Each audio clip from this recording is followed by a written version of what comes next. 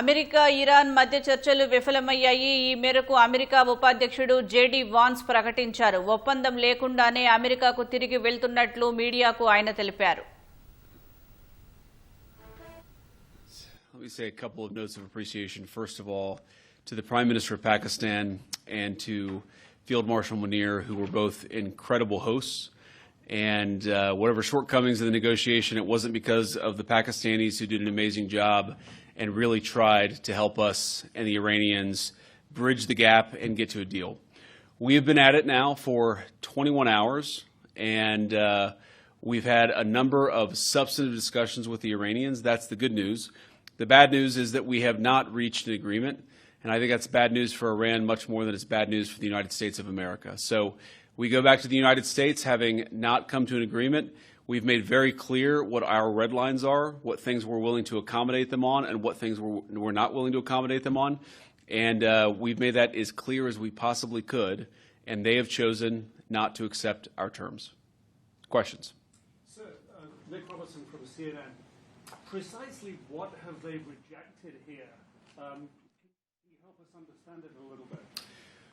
Well, I won't go into all the details because I don't want to negotiate in public after we've negotiated for 21 hours in private. But the simple fact is that we need to see an affirmative commitment that they will not seek a nuclear weapon, and they will not seek the tools that would enable them to quickly achieve a nuclear weapon. That is the core goal of the President of the United States, and that's what we've tried to achieve through these negotiations. Again, their nuclear program, such as it is, the enrichment facilities that they had before, they've been destroyed. But the simple question is, do we see a fundamental commitment of will for the Iranians not to develop a nuclear weapon, not just now, not just 2 years from now, but for the long term? We haven't seen that yet. We hope that we will.